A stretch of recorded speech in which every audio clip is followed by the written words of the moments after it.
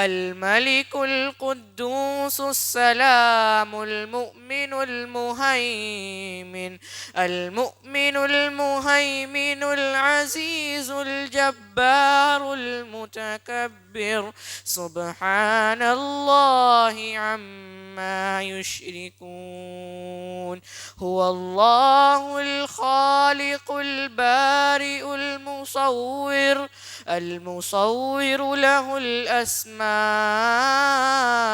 الحسنى يسبح له ما في السماوات والأرض وهو العزيز الحكيم.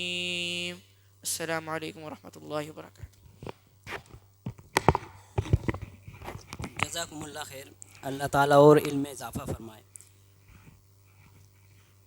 تھوڑے قریب آ جائیں, تھوڑے ادھر آ دیں نا, تھوڑے قریب آ جائیں, کافی جگہ ہے بیچ میں. میں دعوت ڈیک دیتا ہوں شیخ قمرزمان صاحب حافظ اللہ کو, وہ آئیں اور اپنے عنوان کی وضاحت کروائیں.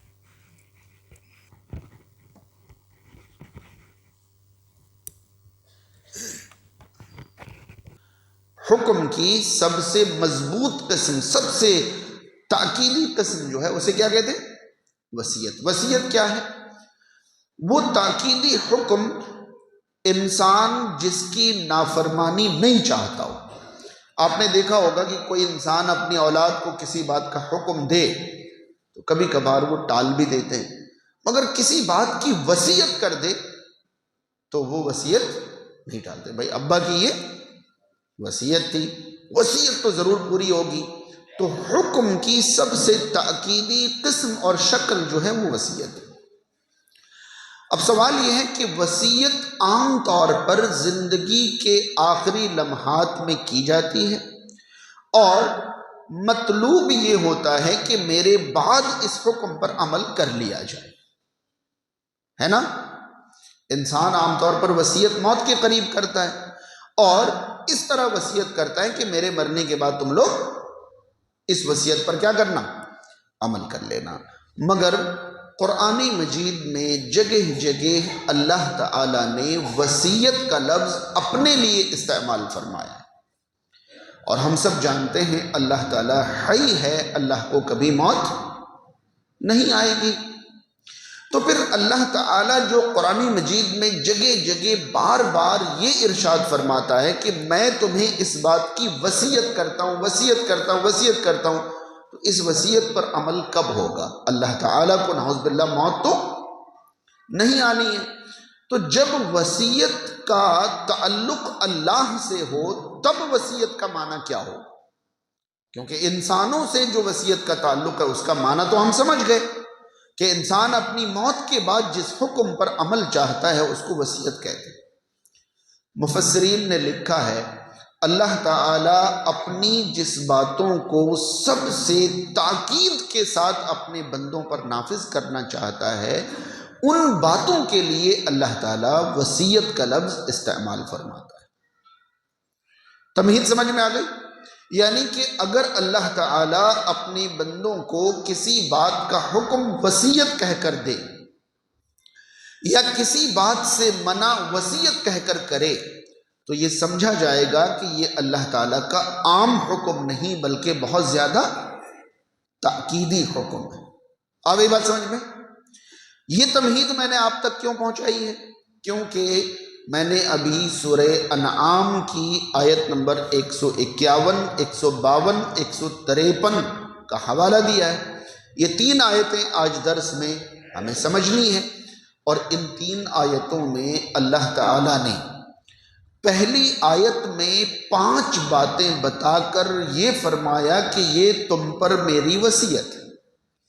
پہلی آیت میں 5 باتیں, دوسری آیت میں 4 باتیں بتا کر اللہ تعالیٰ نے پھر سے دہرایا کہ یہ تم پر میری وصیت, اور تیسری آیت میں 1 بات بتا کر اللہ تعالیٰ نے تیسری بار دہرایا کہ یہ تم پر میری وصیت ہے. 5, 4, 1 کل ملا کر کتنی وصیتیں ہوئی؟ 10 وصیتیں. ان 3 آیتوں میں 10 وصیتیں اللہ تعالیٰ کی ہیں. مگر تاکید کا اندازہ لگائیں کہ ان 10 باتوں کے لیے اللہ تعالیٰ نے 3 بار وصیت کا لفظ استعمال فرمایا ہے۔ اور میں نے ابھی آپ کو سمجھایا کہ وصیت حکم کی سب سے تاکیدی قسم اور شکل کو کہتے ہیں۔ اتنی بات سمجھ میں آ گئی؟ اب تو ہمارے لیے سمجھنا ضروری ہو گیا کہ یہ 10 وصیتیں کیا ہیں جو اللہ تعالیٰ کی اتنی تاکیدی باتیں ہیں۔ مگر ان 10 وصیتوں کو سمجھنے سے پہلے ایک اور بات ذہن میں رہے۔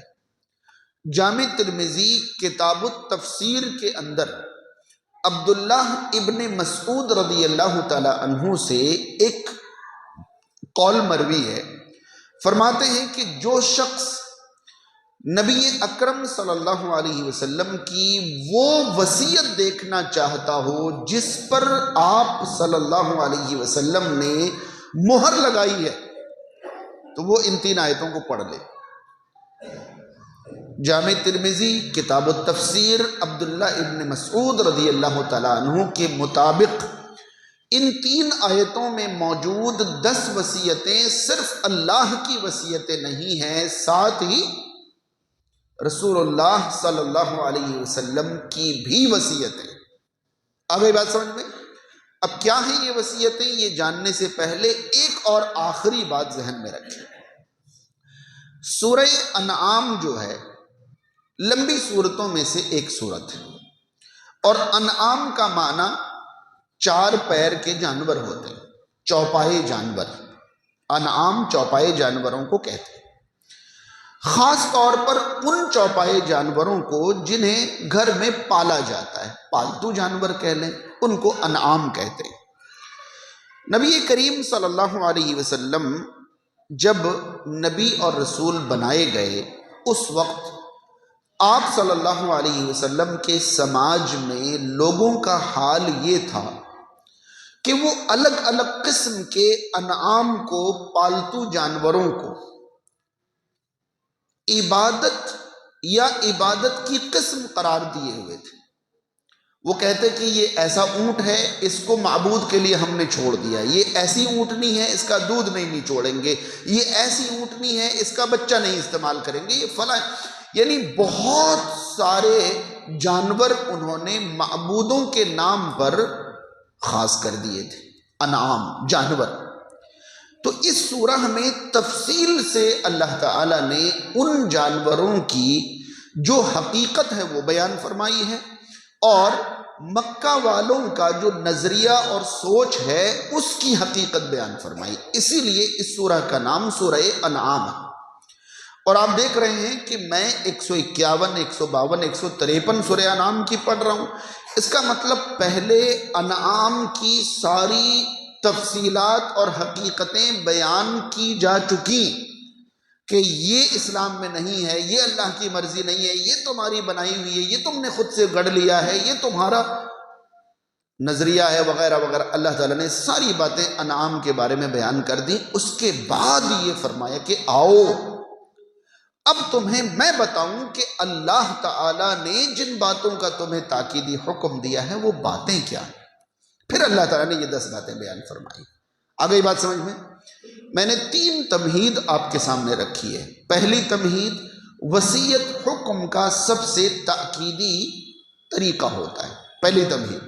دوسری تمہید، ان 3 آیتوں میں 10 وصیتیں ہیں جو اللہ کی بھی ہیں اور رسول اللہ صلی اللہ علیہ وسلم کی بھی ہیں، اور ان 3 آیتوں میں 3 بار وصیت کا لفظ دہرایا گیا۔ یہ دوسری تمہید تھی۔ تیسری تمہید یہ کہ لوگوں نے نبی کریم صلی اللہ علیہ وسلم کی رسالت کے وقت میں عجیب و غریب چیزوں کو دین اور اللہ سے قریب ہونے کا ذریعہ بنا رکھا تھا۔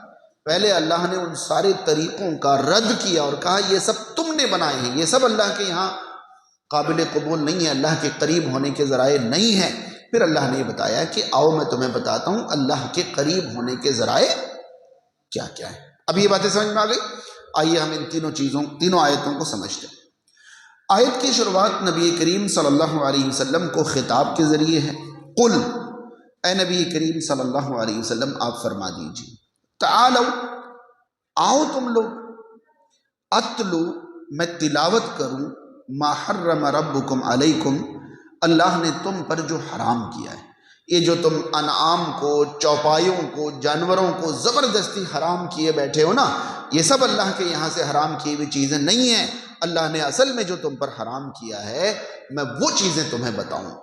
پہلی چیز جو اللہ نے تم پر حرام کیا ہے وہ کیا ہے؟ اللہ تشرکو بہ شیئا، کہ اللہ کے ساتھ کسی بھی چیز کو شریک نہ ٹھہرانا، یہ پہلا حرام ہے۔ اب بتائیے، جن لوگوں سے یہ بات کہی جا رہی ہے وہ یہ جانور حرام ہے، یہ جانور حرام ہے، یہ جانور حرام، اور اللہ کی جگہ دوسروں کو معبود بنائے ہوئے ہیں، اسے حرام نہیں سمجھتے۔ تو یہاں پر اللہ تعالیٰ نے بتایا کہ تم ان چیزوں کو حرام قرار دے کر کیا کرنا چاہ رہے ہو؟ جو اللہ نے سب سے پہلے حرام قرار دے رکھا ہے وہ تو تمہیں حرام لگتا نہیں ہے۔ ہاں، لات، منات، عزا، ہبل اور درختوں کی، پتھروں کی، لکڑیوں کی، نہ جانے کن کن چیزوں کی پوجا کر رہے ہو، ہر چیز کو اللہ کا شریک ٹھہرائے ہوئے ہو، اللہ کے برابر قرار دیے ہوئے ہو، اللہ تک پہنچنے کا ذریعہ اور تقرب حاصل کرنے کا واسطہ سمجھے ہوئے ہو، اور پھر تم یہ حرام کر کے اور سمجھتے ہو کہ ہم اللہ کے قریب ہو جائیں گے۔ تو سنو، تمہارے رب نے جو تم پر حرام کیا ہے ان میں پہلی چیز یہ ہے کہ تم اللہ کے ساتھ کسی بھی چیز کو شریک نہ بنانا۔ ایک باریکی میں آپ کو بتاؤں، قرآن مجید میں کہیں کہیں لا تشرکو بہ احدن اور کہیں کہیں شیئن۔ احدن کا مطلب ہوتا ہے جاندار چیزوں کو، اور شیئن کا مطلب ہوتا ہے جاندار بے جان کسی بھی چیز کو، یعنی کہ ہم اللہ کے برابر یا اللہ کا پارٹنر یا اللہ کا سپورٹ کرنے والا، اللہ تعالی کا ساجھا کسی بھی شخص کو، کسی جاندار کو یا کسی بے جان کو، کسی بھی چیز کو قرار نہیں دے سکتے۔ لا تشرکو بہ شیئا، اللہ کے ساتھ کسی بھی چیز کو شریک نہ کرو۔ نفع اور نقصان کا مالک صرف اللہ ہے، عبادت کا حقدار صرف اللہ ہے، اور تمام قسم کے خیر اور شر کا مالک صرف وہ ہے۔ ہر خیر اسی کی طرف سے ہے اور ہر شر اسی کی مرضی سے ہماری آزمائش کے لیے ہے۔ وہ اکیلا مالک ہے، خالق ہے، مختار ہے، کوئی بھی اس کے برابر، اس کا شریک اور اس کا ساجی نہیں ہے۔ یہ پہلی چیز، پہلی وصیت۔ دوسری وصیت ہے وبالوالدین احسانا، والدین کے ساتھ بہت اچھا سلوک کرنا، یہ اللہ کا حکم ہے، یعنی والدین کی نافرمانی کرنا اللہ نے تم پر حرام قرار دیا ہے۔ اب تم والدین کی فرما برداری تو کرتے نہیں ہو اور الٹی سیدھی چیزوں کے ذریعے اللہ کے قریب ہونا چاہتے ہو۔ یاد رہے، قرآن اور حدیث میں ماں باپ کے بارے میں جو حکم اور جو تاکید ہے اس پر غور کریں تو آپ پائیں گے کہ جس طرح ہمارے اوپر سب سے پہلے اللہ کا حق نافذ ہوتا ہے، اسی طرح اللہ کے بعد اللہ کے بندوں میں ہمارے اوپر جس کا حق سب سے پہلے نافذ ہوتا ہے وہ ہمارے والدین کا ہے۔ والدین کے حق کو اللہ تعالیٰ نے قرآن مجید میں کئی مقامات پر اپنے حق کے فوراً بعد بیان فرمایا۔ آپ سورہ بنی اسرائیل کی آیت نمبر 23 پڑھیں، اللہ تعالیٰ فرماتا ہے وَقَضَىٰ رَبُّكَ أَلَّا تَعْبُدُوا إِلَّا إِيَّاهُ وَبِالْوَالِدَيْنِ إِحْسَانًا۔ اللہ نے فیصلہ کر دیا کہ اس کے علاوہ کسی کی عبادت نہیں ہوگی اور والدین کے ساتھ اچھا سلوک ہوگا۔ عبادت کے فوراً بعد والدین کے ساتھ حسن سلوک کا حکم دیا گیا ہے۔ اچھی طرح یاد رہے کہ ماں باپ دنیا میں وہ دو رشتے ہوتے ہیں جو اللہ کی قدرت کو پریکٹیکلی ہمارے سامنے ظاہر کر رہے ہوتے ہیں۔ جیسے حقیقت میں ہمیں کھلانے پلانے ضرورتیں پوری کرنے والا اللہ تعالیٰ ہے، لیکن ظاہر میں جب ہم کمزور ہوتے ہیں، محتاج ہوتے ہیں، تو یہی ساری ضرورتیں ظاہر میں والدین پوری کرتے ہیں۔ اگر والدین کے ساتھ ہم اچھا سلوک نہیں کر سکے تو ہم اللہ کا حق بھی ادا نہیں کر پائیں گے۔ بے شمار آیات اور احادیث والدین کے بارے میں ہیں، اور اللہ تعالیٰ نے والدین کے ساتھ حسن سلوک کا اس درجہ حکم دیا ہے کہ اگر والدین یا ان میں سے کوئی بھی بڑھاپے کی عمر کو پہنچ جائیں تو تمہیں ان کی کسی بات یا کسی حرکت پر اف بھی نہیں کہنا ہے۔ اف بھی نہیں کہنا ہے کا مطلب افسوس ظاہر نہیں کرنا ہے، اپنے اندر سے کوئی ایسا نہیں ظاہر کرنا ہے کہ تم پر یہ بوجھ بن گئے یا بھاری ہو گئے، اف بھی نہیں کہنا ہے۔ یاد رہے ہمیشہ ان کی مدد کے لیے خود کو تیار رکھنا ہے، ان سے عزت بھرے انداز، لہجے اور الفاظ میں بات کرنی ہے۔ یہ سب سورہ بنی اسرائیل کی آیت نمبر 23، 24، 25 کا خلاصہ ہے۔ ساتھ ہی ان کے لیے اس طرح دعائیں کرتے رہنا ہے کہ اے میرے رب، جس طرح بچپن میں انہوں نے ہماری پرورش کی ہے اسی طرح تو ان پر رحم فرما۔ رب ارحمہما کما ربیانی صغیرا، اے میرے رب تو ان پر رحم فرما جس طرح انہوں نے بچپن میں ہم پر رحم کرتے ہوئے ہماری پرورش کی تھی۔ یہ والدین کے بارے میں ہو گیا۔ اس کے بعد اللہ تعالیٰ نے تیسری وصیت کی، وَلَا تَقْتُلُوا أَوْلَادَكُم مِّنْ إِمْلَاقٍ، اپنی اولاد کو محتاجگی کی وجہ سے قتل نہ کرو، اپنی اولاد کو محتاجگی کی وجہ سے قتل نہ کرو۔ آپ کو پتہ ہے مکہ والے بیٹیوں کو کیا کرتے تھے؟ دفن کر دیتے تھے۔ اولاد کے بارے میں وہ بیٹے ہی قبول کرتے، بیٹیاں قبول نہیں کرتے، اور بھی بہت ساری چیزیں۔ رب تعالیٰ نے یہ فرمایا کہ یہ تمہارا حال ہے، تم جانوروں کے ذریعے اللہ کو راضی کرنے کی کوشش میں ہو اور اللہ کی جو مرضی ہے ان کو بھلائے ہوئے ہو۔ تو رب تعالیٰ نے فرمایا کہ یاد رہے اپنی اولاد کو محتاجگی کی وجہ سے قتل نہ کرو، اللہ تعالیٰ نے تم پر یہ حرام کیا ہے۔ سورہ بنی اسرائیل کی آیت نمبر 31 میں اسی بات کا حکم تھوڑا سا انداز بدل کر، یہ سورہ انعام کی آیت نمبر 151 ہے، سورہ بنی اسرائیل کی آیت نمبر 31 میں ہے وَلَا تَقْتُلُوا أَوْلَادَكُمْ خَشْيَةَ إِمْلَاقٍ، اپنی اولاد کو محتاجگی کے ڈر سے قتل نہ کرو، اور یہاں پر ہے اپنی اولاد کو محتاجگی کی وجہ سے قتل نہ کرو۔ فرق سمجھ میں آیا؟ محتاجگی کی وجہ سے اور محتاجگی کے ڈر سے۔ اب آپ غور کریں گے نا تو پائیں گے کہ ہم لوگ ان دونوں چیزوں میں مبتلا ہیں، مگر ہمیں لگتا ہے کہ ہم مبتلا نہیں ہیں۔ دیکھیں محتاجگی کی وجہ سے قتل کرنا کیا ہوتا ہے کہ ہم غریب ہیں، بہت مالدار نہیں ہیں، تو ہم بچے پیدا کرنے سے ڈرتے ہیں اور پیدا ہونے سے پہلے ہی انہیں روک دیتے ہیں، یا اگر حمل واقع ہو گیا تو ہم اس حمل کو ضائع کروا دیتے ہیں کہ ہم محتاج ہیں، غریب لوگ ہیں، کیسے پالیں گے بچوں کو، کیسے کھلائیں گے، کیسے پہنائیں گے، کیسے ضرورتیں پوری کریں گے۔ تو ہم محتاج ہیں اور بچوں کو آنے ہی نہیں دے رہے، تو یہ محتاجگی کی وجہ سے بچوں کو قتل کرنا ہوا، اور محتاجگی کے ڈر سے ہم محتاج نہیں ہیں، ہم محتاج نہیں ہیں، خوشحال ہیں، مگر ہمیں لگتا ہے کہ زیادہ بچے آئیں گے تو ہم کیا ہوئے محتاج ہو جائیں گے، اور ہم بچے نہیں کر رہے ہیں۔ اب گویا کہ ہم محتاجگی کی وجہ سے نہیں بلکہ محتاجگی کے ڈر سے، یعنی اللہ تعالیٰ نے قرآن مجید میں دونوں حکم دیے ہیں کہ آپ محتاج ہیں تب بھی اولاد کو قتل نہ کریں، اور اگر آپ محتاج نہیں ہیں تو محتاجگی کے ڈر سے بھی اولاد کو قتل نہ کریں۔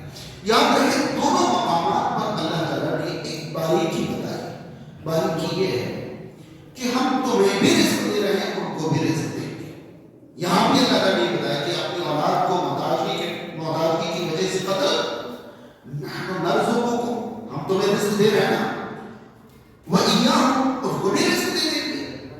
بس یعنی رب تعالیٰ یہ فرمانا چاہتا ہے کہ دیکھو تم رزق دینے والا بننے کی کوشش، رازق اور رزاق بننے کی کوشش نہ کرو۔ یہ مت سمجھو کہ تم رزق نہیں دو گے تو ان کو رزق نہیں ملے گا، رزق دینا تمہارا کام ہے، تم خود کو تو رزق دے نہیں پا رہے ہو، تمہیں رزق ہم دیں گے، تمہیں بھی رزق ہم دیں گے، تمہیں اس ڈر سے یا اس وجہ سے اپنی اولاد کو قتل نہیں کریں گے۔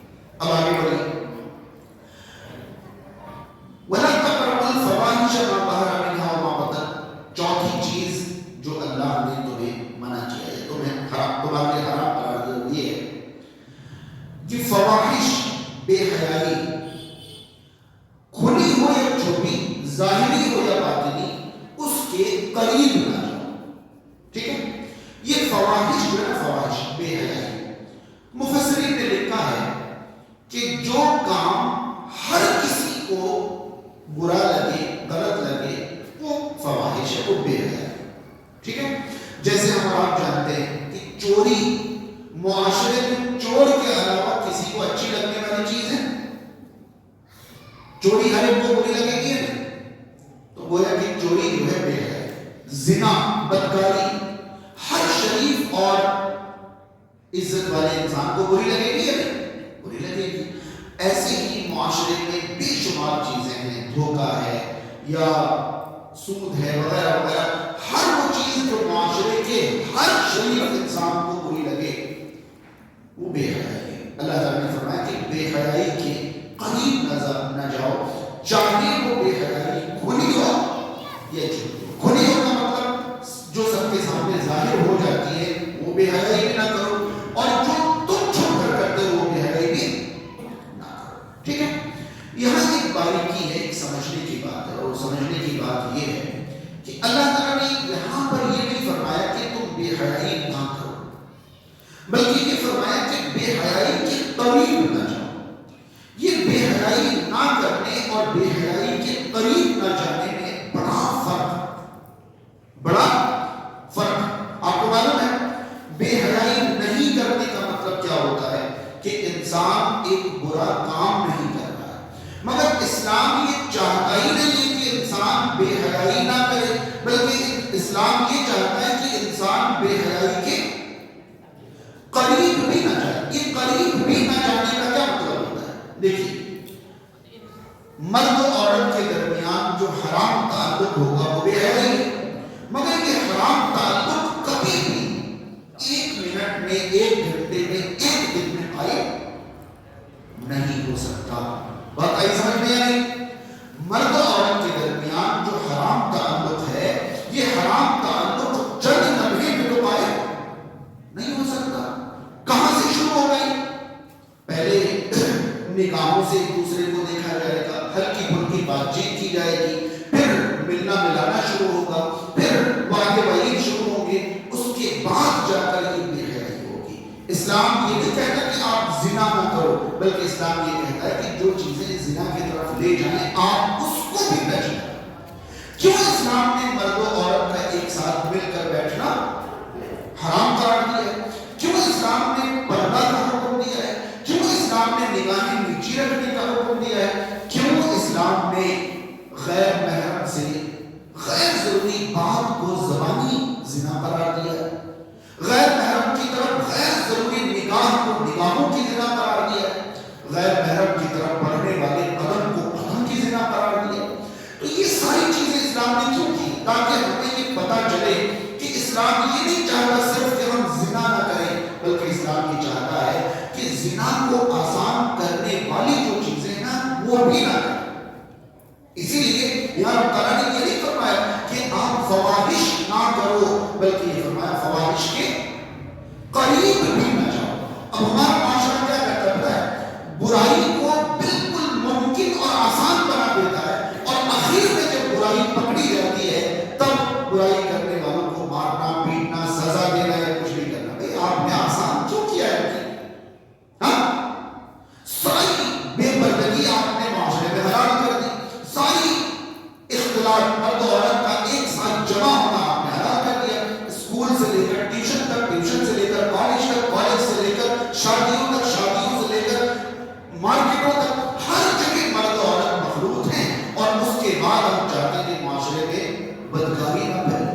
جب بدکاری کے سارے اسباب مہیا ہو جائیں گے تو بدکاری کو کیسے روکا جائے گا؟ ہم اور آپ سبھی جانتے ہیں کہ پیٹرول اور لائٹر کو ایک جگہ رکھ کر آپ چاہیں کہ آگ نہ لگے, تو یہ کون سی عمل بندی ہے؟ آپ چاہتے ہیں کہ آگ نہ لگے تو پیٹرول اور لائٹر کو بہت دور دور رکھنا پڑے گا, ورنہ کبھی ان میں آگ لگ جائے ہم اور آپ نہیں جانتے.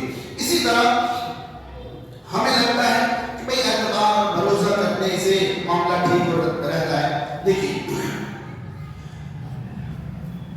ہمارے رشتوں میں غیر محرم لڑکے لڑکیوں کو ہم ساتھ اٹھنے بیٹھنے کھانے پینے چلنے پھرنے کی اجازت دے دیتے ہیں کہ بھائی چچا زاد ہے یہ خالہ زاد ہے یہ فلاں رشتے کے فلاں رشتے کے، اور اس کے بعد ہم کیا سمجھتے ہیں یہ تو ہمارے یہاں ہمیں بڑا اعتبار ہے، بھروسہ، ہمیں اپنی بچیوں پر بھی بھروسہ ہے اور اپنے بچوں پر بھی بھروسہ ہے بھروسہ نا؟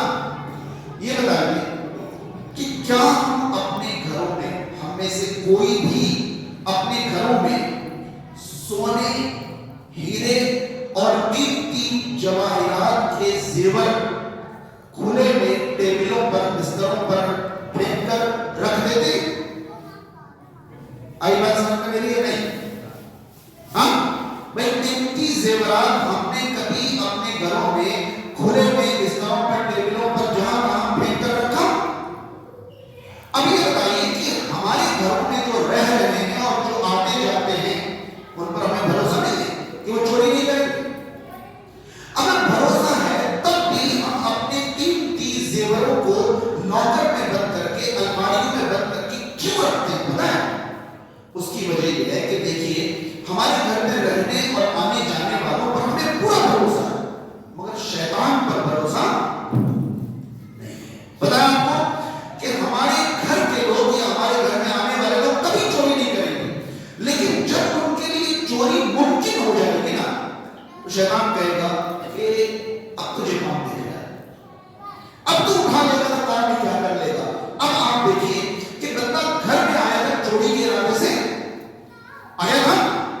بالکل نہیں، اس نے قیمتی سامان سامنے رکھا ہوا دیکھا، اس کے دل میں شیطان نے وسوسہ ڈالا کہ بھائی جیب میں پتہ بھی نہیں چلے گا، لاکھوں کا سامان ڈال کے نکل گا، کون چوری کے ارادے سے آیا نہیں تھا۔ تو قرآن کیوں کہتا ہے کہ فواحش کے قریب نہ جاؤ؟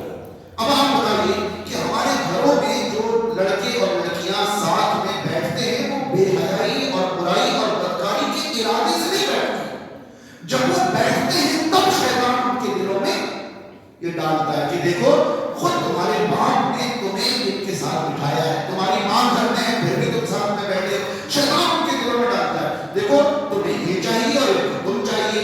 اب اگر تم کچھ کر بھی لوگے نا تو کسی کو کچھ نہیں پتا چلے گا کیونکہ ان کو کوئی فرق ہی نہیں پڑ رہا ہے، انہوں نے تو خود ہی تمہیں کہہ دیا مارکیٹ لے جاؤ بہن کو، یہاں پر لے جاؤ وہاں سے لے جاؤ، یہ کروانا وہ کروانا۔ کوئی بدکاری کے ارادے سے پہلی بار نہیں ملتے، لیکن جب بدکاری ممکن ہو جائے تب شیطان انہیں اپنے حربے میں لے لیتا ہے، پھنسا لیتا ہے۔ تو ہمیں یہ نہیں دیکھنا ہے کہ معاشرے میں ہماری بے حیائی اور بدکاری نہ پھیلے، بلکہ یہ دیکھنا ہے کہ معاشرے میں بدکاری ممکن بھی نہ رہے۔ اور اگر دنیا میں کہیں اسلامی نظام قائم ہوگا تو اسلامی نظام کا یہ طریقہ نہیں ہوگا کہ نشے کے پیکٹ پر یہ لکھوا دے اسلام کہ یہ جان لیوا ہے۔ بس سمجھائی نہیں، اسلامی نظام اس طرح نہیں چلے گا کہ نشہ بیچو مگر یہ لکھ دو کہ یہ جان لیوا ہے۔ اسلامی نظام ہوگا تو نشہ بکے گا ہی نہیں یہی بات سمجھ۔ مطلب ہم یہ کہیں گے کہ بھائی نشہ جان لیوا ہے اسی لیے آپ لوگ مت پیو، مگر ہم تو اس پر کوئی رکاوٹ نہیں لگائیں گے، یہ کھلے عام بکے گا مگر تم مت پیو۔ کیسے ممکن ہے کہ انسان نشہ بیچ رہا ہے، خرید رہا ہے، بنا رہا ہے مگر استعمال نہ کرے تو کس کے لیے کر رہا ہے، بیچ کس کے لیے رہا ہے؟ تو اسلامی نظام یہ ہے کہ اگر اسلامی نظام ہو تو نہ کوئی شراب کی دکان ہوگی، نہ کوئی نشے کی دکان ہوگی، نہ کوئی زنا کی دکان ہوگی، نہ ہی کسی طرح کوئی بے حیائی اور بدکاری کی دکان ہوگی۔ ایک بات عنوان سے ہٹ کر میں آپ کے ذہن میں ڈالوں، پوری دنیا آج اسلام کے خلاف سب سے زیادہ شدت سے اس لیے ٹوٹی ہوئی ہے کیونکہ دنیا کے کاروبار کا سب سے بڑا حصہ ہی ان چیزوں پر ہے جو اسلام میں حرام ہے۔ اگر اسلام غالب آ جائے تو دنیا کے کاروبار کا 70% اسلام بین کر دے۔ میری بات سمجھ میں نہیں ہے؟ جوا، شراب، سود اگر اسلام دنیا سے مٹا دے تو آپ کو پتا ہے دنیا کے کتنے ارب اور کھرب پتی سڑک پر آ جائیں گے فوراً۔ وہ کیوں چاہیں گے کہ لوگ اسلامی سوچ اور اسلامی مزاج کی بنے یا اسلام ترقی کرے، اسلام آگے بڑھے؟ وہ ایسا کیوں چاہیں گے جب انہیں پتا ہے کہ ان کا سارا سامراج حرام پر، بے حیائی پر، دھوکے بازی پر قائم ہے اور اسلام جیسی پاور میں آئے گا ان سب چیزوں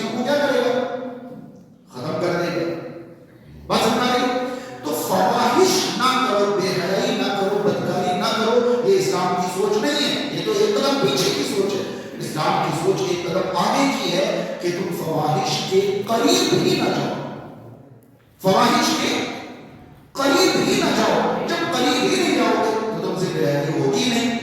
قریب جاؤ گے، ایک بار 2 بار 10 بار 20 بار بچ بھی جاؤ گے تو کبھی نہ کبھی ہو سکتا ہے کہ تم برائی کر بیٹھو. سمجھ پائے؟ ولا تقربوا الفواحش ما ظهر منها وما بطن. پانچویں چیز ہے کسی ایسی جان کو قتل نہ کرو جسے اللہ نے حرام قرار دیا. ٹھیک ہے، یہ 5 چیزوں کے بعد اللہ نے فرمایا کہ یہ تمہارے اوپر وصیت ہے. ذالکم وصاکم بہ، اس نے تمہیں ان باتوں کی وصیت کی. میں نے پہلے کہا اللہ تعالیٰ وصیت کرے کا مطلب اللہ تعالیٰ تمہیں ان باتوں کا تاکیدی حکم دیتا ہے. ٹھیک ہے، لعلکم تعقلون، تاکہ تم عقل سے کام، تاکہ تم سمجھو. غور کیجیے کہ 5 باتیں عقل سے تعلق رکھنے والی ہیں. تو یہاں کہا کہ ان باتوں کا حکم اللہ نے اس لیے دیا تاکہ تم عقل سے کام لو. یہ 5 باتیں کیا تھی؟ شرک نہ کرنا، والدین کی نافرمانی نہ کرنا، اولاد کو قتل نہ کرنا، بے حیائی کے قریب نہ جانا، اور بے گناہ کو قتل نہ کرنا. ان میں سے کوئی بھی چیز ایسی ہے جن کو عقل صحیح کہہ دے. اللہ کے ساتھ کسی کو شریک کرنا یہ عقل کے مطابق ہے. والدین جنہوں نے ہمارے سے کچھ کیا ان کی نافرمانی کرنا یہ عقل کے مطابق ہے. تو اس لیے یہاں عقل کی بات ہے. اب اگلی آیت پڑھیے تو پائیں گے کہ اگلی آیت میں اللہ نے 4 باتیں ایسی بیان فرمائی ہیں جو سماج کے بارے میں، اور وہاں اندازہ لگے. اگلی بات 6ٹھی بات کیا ہے؟ وَلَا تَقْرَبُوا مَالَ الْيَتِيمِ إِلَّا بِالَّتِي هِيَ أَحْسَنُ حَتَّىٰ يَبْلُغَ أَشُدَّهُ. یتیم کے مال کے قریب بھی نہ جاؤ. پھر سے قریب نہ جاؤ. کیا محسوس کرنا چاہتا ہے اللہ؟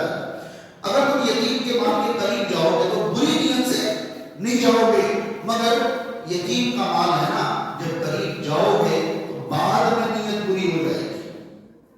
سمجھ گئے؟ لہذا یتیم کے مال کے قریب بھی نہ جاؤ. یاد رہے رسول کریم صلی اللہ علیہ وسلم کے زمانے میں خانہ جنگی، آپسی لڑائیاں اسلام سے پہلے بہت زیادہ ہوتی تھی، اور آپسی لڑائیوں میں مارے کون جاتے تھے؟ مردی عورتیں. جو آپسی خانہ جنگی جو ہوتی تھی، خاندانی لڑائیاں ہوتی، جنگ ہوتی تھی ان کے درمیان، مرڈر ہوتے تھے، قتل ہوتے تھے خاندانی لڑائیوں کے لیے. کن کا مرڈر ہوتا تھا؟ مردوں کا مرڈر ہوتا تھا. چھوٹے چھوٹے بچے یتیم ہو جاتے تھے. تو اس دور میں یتیم بچے بہت زیادہ ہوتے تھے، کیونکہ کوئی نہ کوئی کسی نہ کسی دشمنی کے بھیٹ چڑھ ہی جاتا تھا. تو اللہ تعالیٰ نے یہ فرمایا کہ یتیم کا اگر کوئی مال ہے تو تم اس مال کے قریب بھی نہ جاؤ. الا باللتی ہی احسن، سوائے اس ارادے کے جو سب سے اچھا ہو. یعنی یتیم کے مال کے قریب جانا چاہتے ہو تو انتہائی اچھے ارادے سے جاؤ، ورنہ مت جاؤ.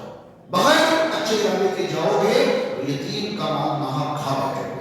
اچھے ارادے سے کیا مطلب ہے؟ مفسرین نے لکھا کہ حفاظت کے ارادے سے، اس کی ترقی کے ارادے سے، ان کے کاموں میں لانے کے ارادے سے اگر جانا چاہو. یعنی یتیم کے مال کو اگر محفوظ رکھنا چاہو تو ٹھیک ہے، بڑھا دینا چاہو تو ٹھیک ہے، ان کے کام میں لینا چاہو ٹھیک ہے، مگر یتیم کا مال لاؤ اپنے پاس رکھ لینا، یتیم کے مال کے قریب نہ جاؤ، ورنہ نیت تمہاری کب بری ہو جائے گی کچھ نہیں پتا. وَأَوْفُوا الْكَيْلَ وَالْمِيزَانَ بِالْقِسْطِ، عدل اور انصاف کے ساتھ ماپ تول پورا کرو. یہاں رب العالمین نے ماپ تول پورا کرنے کو عدل اور انصاف کے ساتھ حکم دیا ہے، اور ساتھ ہی یہ کہا ہے لا نکلف نفسا الا وسعها، ہم کسی پر اس کی طاقت سے زیادہ کا بوجھ نہیں ڈالتے. یعنی ناپ تول پوری کیا کرو، اس میں کمی نہ کیا کرو، مگر ناپ تول پوری کرنے کی ساری کوششوں کے باوجود اگر کوئی کمی رہ جائے تو ہم طاقت سے زیادہ کا بوجھ کسی پر نہیں ڈالتے. ہمیں لگتا ہوگا کہ بھئی ہم تو ناپ تول میں کمی نہیں کرتے، مگر ناپ تول میں کمی کی بے شمار قسمیں ہیں جو ہمارے معاشرے کا رائج ہے اور ہمیں پتہ بھی نہیں. ناپ تول میں کمی کا مطلب ہم کیا سمجھنے پتہ ہے؟ 1 کلو کے بجائے 950 گرام دے دیا، یا 1 لیٹر کے بجائے 950 ml دے دیا، تو ہمیں لگتا ہے ہم نے ناپ تول میں کمی کر. مگر ناپ تول میں کمی کی ایک بڑی قسم جو ہے وہ ملاوٹ ہے، جس سے ہمارا معاشرہ پاک نہیں. آئی بات سمجھ میں؟ ملاوٹ ناپ تول میں کمی کی ایک قسم ہے یا نہیں؟ 1 لیٹر پیٹرول خریدنے کے، ٹھیک ہے، ہمیں 1 لیٹر کے بجائے 800 ml پیٹرول اور 200 ml کوئی اور چیز ملا کر دے دیا گیا، ہم سے 1 لیٹر پیٹرول کا پیسہ لے لیا گیا، جبکہ پیٹرول ہمیں 1 لیٹر نہیں ملا. تو یہ معاملہ میں کمی ہے. تو بھائی آپ تو دیکھ رہے ہو کہ 1 لیٹر پورا آپ کے دیا ہے یعنی کہ برابر، مگر 1 لیٹر پورا جو دیا ہے تو آپ نے مانگا ہی نہیں تھا، جو آپ نے مانگا تھا وہ تو پورا ملا نہیں. اسی طرح کمتر چیزوں کو بہتر بتا کر زیادہ قیمت لے لینا یہ معاملہ میں کمی کی ایک قسم ہے. اور ہمارے معاشرے میں یہ مثال مشہور ہے کہ اپنا دہی کسی کا کھٹا ہوتا ہی نہیں ہے اور دوسرے کا دہی کبھی میٹھا ہوتا ہی نہیں. ہر آدمی اپنے مال کو ایسا کہتا ہے کہ میں ایسا مال تمہیں بازار میں کہیں نہیں ملے گا. وہ بیچارہ مطمئن ہو کر زیادہ پیسے دے دیتا ہے، اور جہاں اچھی چیز ملے گا وہ بڑا دھوکے باز جا بھی چلے ہوئے جانا لوٹ لے گا وہ تمہیں فلاں فلاں. تو یہ عام طور پر کمی کی ایک قسم ہے. اور جتنی مہنگی چیزیں بیچنے والا ہوگا وہ اتنی ہی کمتر چیزوں کو بہتر بتا کر زمین بیچنے والے بروکرز کو آپ دیکھیں تو لڑائی والے، جھگڑے والے، دنگے والے، پتہ نہیں کیسے کیسے والے جو مقامات ہوں گے ان کو ارے اس سے زمین نہیں سونا دلوا رہا ہوں، سونا اس سے اچھی زمین تو تم کو شہر میں کبھی نہیں ملے گی. کچھ دنوں کے بعد پتہ چلتا ہے کہ بھائی زبردست دھوکے بتا دیا ہے. یہ ماں طول کی کمی کی وہ شکلیں ہیں جن کو کبھی ہم ماں طول میں کبھی سمجھتے ہیں. یہ بتائیے کہ جو اختلافات کی وجہ سے زمین بک بھی نہیں سکتی تھی اسے مہنگی قیمتوں میں بیچ دینا یہ ماں طول میں کمی کی قسم نہیں ہے. اسی طرح عیب کو چھپا کر خوبیاں بتا کر بیچ دینا یہ ماں طول میں کمی کی قسم نہیں ہے. رب تعالیٰ کے حکم تھا کہ وَأَوْفُوا الْكَيْلَ وَالْمِيزَانَ بِالْقِسْطِ لَا نُكَلِّفُ نَفْسًا إِلَّا وُسْعَهَا. یہ 7ویں وصیت تھی. 8ویں کیا ہے؟ وَإِذَا قُلْتُمْ فَاعْدِلُوا. اور جب بات کرو تو عدل کی کرو، جب بات کرو تو عدل کی کرو. پتہ ہے اس وصیت کی تو ہم نے اس طرح دھجیاں اڑا رکھی ہیں کہ آج معاشرے میں انسان جب بات کرتا ہے تو عدل کی نہیں نفس کی بات کرتا ہے. عدل کی بات بالکل نہیں کرتا. کس کی بات کرتا ہے؟ نفس کی. اب جب ہم بات کرتے ہیں تو ہماری بات کی کئی قسمیں ہوتی ہیں. کبھی ہم فیصلے کر رہے ہوتے ہیں، کبھی ہم حکم دے رہے ہوتے ہیں، کبھی ہم منع کر رہے ہوتے ہیں، الگ الگ انداز. جب ہم فیصلے کرتے ہیں نا، کوئی ہم سے پوچھے بھئی یہ بات صحیح ہے یا غلط، یہ بات فلاں نے کہی ہے صحیح ہے یا غلط، فیصلہ کرو.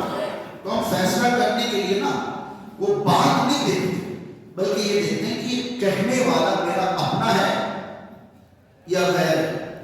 اگر اپنے نے کہی ہے صحیح تو بات ہے، کیا کمی ہے اس میں، کیا خرابی ہے. اور اگر غیر نے کہی ہے تو اچھی بھی بات ہے. یہ کون سی بات نہیں، یہ تو بالکل سمجھ میں نہیں آ رہی، یہ تو بالکل غلط بات ہے. اللہ تعالیٰ ہمیں تاکیدی حکم دے رہا ہے، وصیت فرما رہا ہے کہ جب کہو تو حق کی بات، عدل کی. وَإِذَا قُلْتُمْ فَاعْدِلُوا. جب بھی بات کرو تو عدل کی کرو. ٹھیک ہے. اب فیصلے کے لیے ہم عدل کے بجائے قربت کو معیار بنا رہے ہیں. اللہ تعالیٰ نے کب کہا کہ جب بھی بات کرو اپنوں کی کرو؟ یہ کہا نہیں. ہمارے بچے نے کچھ غلطی کر دی تو ہم وکیل بن جاتے ہیں کہ اسے کیسے غلطی کہہ دو کہ اس نے اس وجہ سے کیا، دوسروں کے بچے سے غلطی ہو جائے ہم جج بن جاتے ہیں. ایسا کرا کیسے، اس نے کیسے ہمت اس کی یہ کرنے کی وغیرہ ہوتا ہے. عدل تو معاشرے سے بالکل گدھ کی طرح اٹھ چکا ہے. معاشرے میں عدل نام کی چیز نہیں، نفس پرستی عام ہو چکی ہے. اللہ تعالیٰ نے یہاں ایک جملہ پڑھا کر محسوس کرایا کہ عدل جو اللہ چاہتا ہے وہ کیا ہے. وَإِذَا قُلْتُمْ فَاعْدِلُوا. اور جب تم بات کرو تو عدل کی کرو. وَلَوْ كَانَ ذَا قُرْبَىٰ. اگرچہ تمہارے قریبی کے خلاف کرو. یہ تو جتلا ہے.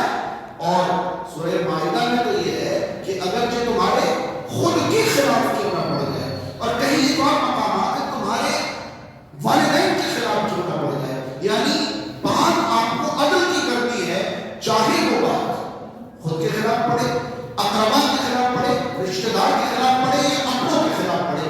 یہ نہیں دیکھنا ہے کہ یہ میرے اپنے ہیں پرائے فرابرا. اپنی بات ہمیشہ صحیح اور دوسرے کی بات ہمیشہ، یہ عدل نہیں. جو بات صحیح ہے وہ صحیح اور جو بات غلط ہے وہ غلط ہے. شمار موقعوں پر ہم کیا کرتے ہیں، جو بات عدل کی ہوتی ہے ہم اسے صحیح کہنے کے بجائے جو بات پسند کی ہوتی ہے ہم اسے صحیح کہتے ہیں۔ آپ کو پتہ ہے دنیا میں جو چیزیں نقصان کی ہیں ایسا ہر کوئی مانتا ہے، اگر کوئی ان چیزوں کا عادی بن جائے تو ان کی بھی وکالت کرنا شروع کر دے۔ ہم نے شرابیوں سے شراب کی خوبیاں بیان کرتے ہوئے بھی سنا ہے، نہیں ہے ویسا؟ بھائی شراب نقصان دیتا ہے اس میں کوئی شک ہے نہیں، مگر شرابیوں سے پوچھئے تو اس کی بھی خوبیاں بیان کرتے ہیں۔ نشہ کرنے والوں سے نشے کی خوبیاں سن لیجیے، جواریوں سے جوئے کی خوبیاں سن لیجیے، سٹے بازوں سے سٹوں کی خوبیاں سن لیجیے۔ یہ کوئی عدل کی بات تو ہوئی نہیں، نفس کی بات ہوئی۔ تو قرآن کہتا ہے کہ اللہ کا تاکیدی حکم یہ کہ عدل کی بات کرو، اور ہمارا طریقہ یہ کہ ہم عدل کی نہیں نفس کی بات کرتے ہیں۔ سمجھ پا رہے ہیں؟ یہاں تک کہ اگر کوئی رشتے کی انکوائری بھی آ جائے نا ہمارے سامنے کہ بھئی فلاں بچی کو رشتہ بھیجنا تھا، کیسی بچی ہے، تو ہم یہ دیکھتے ہیں کہ بچی ہماری ہے یا غیر کی ہے۔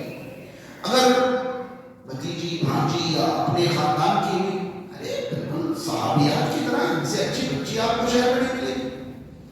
اور اگر وہ اپنوں کی بیٹی نہیں ہوئی اور ہم سے کسی نے پوچھ لیا کہ اس بچی کو رشتہ بھیجنا ہے، کیا معاملہ ہے، یہیں جا کے اٹکنا تھا، لڑکیاں نہیں ملی شہر میں، یار اتنی اچھی تھی، ادھر یا ادھر۔ ان کی خوبیاں نہیں بیان کرتے اور اپنوں کی خامیاں نہیں بیان کرتے، یہ عدل کی بات ہے۔ یہ 8ویں وصیت تھی، اور 9ویں وصیت یہ ہے وہ بھی عہد اللہ اوف، اللہ سے جو عہد کیا ہے اسے پورا کرو۔ مفسرین نے لکھا ہے کہ اللہ سے کیا ہوا عہد کیا ہے؟ ہم مسلمان، ہم نے تو عہد کیا اللہ سے۔ جب انسان اسلام میں ہوش سنبھالتا ہے یا اسلام میں داخل ہوتا ہے تو اسے اللہ سے ایک عہد اور ایک ایگریمنٹ کرنا ہوتا ہے، اور وہ ایگریمنٹ 2 کلمات پر ہوتا ہے۔ پہلا کلمہ یہ کہ تیرے سوا کوئی معبود نہیں، اور دوسرا کلمہ یہ کہ محمد رسول اللہ ہمارے رسول۔ ان دونوں ایگریمنٹ کا مطلب کیا ہوتا ہے؟ اب ہم اپنی زندگی میں دیکھ لیں کیا ہم اس ایگریمنٹ پر قائم ہیں؟ وہ بھی عہد اللہ اوف، اللہ کا عہد پورا کرو۔ کیا ہے اللہ کا عہد؟ لا الہ الا اللہ، اللہ کے سوا کوئی معبود نہیں۔ اللہ کے سوا کوئی معبود نہیں کا کیا مطلب ہوتا ہے؟ کہ ہم اللہ کے اوپر کسی کو نہیں رکھیں گے، خود کو بھی نہیں، اپنی پسند کو بھی نہیں، اپنی عقل کو بھی نہیں، کسی چیز کو جو اللہ چاہے گا وہ کریں گے، جو اللہ نہیں چاہے گا وہ۔ لا الہ الا اللہ کا مطلب ہوتا ہے اللہ کی مرضی کے اوپر آج سے کوئی چیز نہیں رہے گی، یہ ہم نے پہلا کیا۔ اور محمد رسول اللہ کا مطلب ہوتا ہے کہ اللہ کو کیا پسند ہے کیا ناپسند ہے یہ ہم کن سے سیکھیں گے؟ ہم اپنی عقل سے اللہ کو راضی کرنے کے طریقے نہیں بنائیں گے، ہم سماج سے اللہ کو راضی کرنے کے طریقے نہیں سیکھیں گے، ہم دائیں بائیں ادھر ادھر سے اللہ کو راضی کرنے کے طریقے نہیں لیں گے، بلکہ اللہ کو راضی کرنے کے طریقے اور اللہ کی ناراضگی سے بچنے کے طریقے ہم کن سے سیکھیں گے؟ محمد رسول اللہ صلی اللہ علیہ وسلم۔ تو اللہ کا تمہارے لیے تاکیدی حکم یہ ہے کہ جو عہد تم نے اللہ سے کیا ہے ان عہدوں کو پورا کرو۔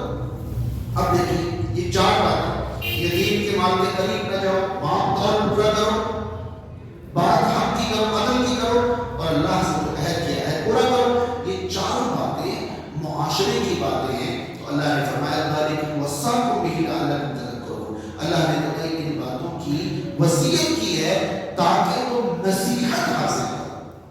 پچھلی 5 باتیں عقل سے متعلق تھی، کہ فرمایا تھا کہ اللہ نے تمہیں وصیت کی ہے تاکہ عقل سے کام لو، اب کہا گیا تاکہ تم نصیحت۔ اگلی آخری آیت ہے وَأَنَّ هَذَا صِرَاطِي مُسْتَقِيمًا فَاتَّبِعُوهُ، اور بے شک یہی میرا سیدھا راستہ ہے تو اسی کی اتباع۔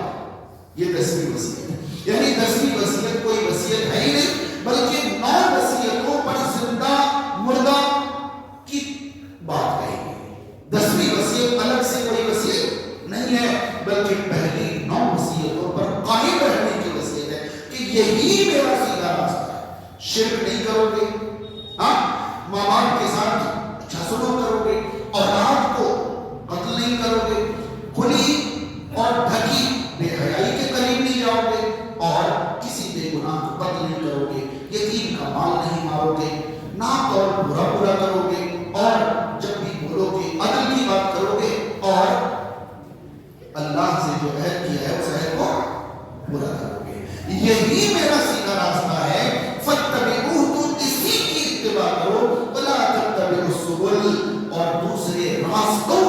اتباع کوئی عقل سے راستے بنا کے دے گا، کوئی معاشرے سے راستے، سماج سے راستے بنا کے دے گا، کوئی زمانے سے، کوئی عام سے، کوئی راستہ، مگر اللہ کا سیدھا راستہ تو یہی ہے، اسی کی اتباع کرو. یہ جو باتیں ہیں یہی اللہ کا صراط مستقیم ہے، انہی کی اتباع کرو. ولا تتبعوا السبل اور دوسرے راستوں کی اتباع نہ کرو. فتفرق بكم عن سبيله ورنہ وہ راستے تمہیں اس راستے سے ہٹا دیں، دوسرے راستے تمہیں اس راستے سے. پھر اللہ نے دہرایا ذالکم وصاکم بہ، اللہ نے تمہیں ان باتوں کی وصیت کی ہے لعلکم تتقون، تاکہ تم تقوی اختیار کرو. علماء نے یہاں لکھا ہے کہ تقوی تک پہنچنے سے پہلے دو مرحلے ہیں. پہلا مرحلہ عقل، دوسرا مرحلہ نصیحت اور تیسرا مرحلہ تقوی. بس میں اللہ کی نشانیوں پر عقل لگائیے اور جو نشانی آپ کے سامنے آئے اس سے نصیحت حاصل کیجئے، پھر آپ کے اندر کیا پیدا ہو جائے؟ تقوی پیدا ہو جائے. اس لیے پہلی آیت میں لعلکم تعقلون، دوسری میں لعلکم تذکرون اور تیسری میں لعلکم تتقون. عقل سے کام لیجیے، نصیحت حاصل کیجیے، تقوی اختیار کیجیے. یہ 10 وصیتیں ہیں جو اللہ کی وصیتیں ہیں. اللہ تعالیٰ تمام کو ان باتوں پر مکمل عمل کی توفیق فرمائے، ان باتوں کی نافرمانی سے اللہ تعالیٰ بچا کر رکھے. اللہ تعالیٰ سماج اور معاشرے میں جو لوگ بیمار ہیں انہیں شفا عطا فرمائے، جو پریشان ہیں ان کی پریشانیاں دور فرمائے، جو بے روزگار ہیں اللہ تعالیٰ انہیں حلال رزق عطا کرے، جن کے رزق میں تنگی ہے اللہ تعالیٰ کشادگی فرمائے. معاشرے میں جو بک بیاہے جوڑے بھائیوں اور بہنوں کے اللہ تعالیٰ تمام کو نیک اور خیال رکھنے والا جوڑا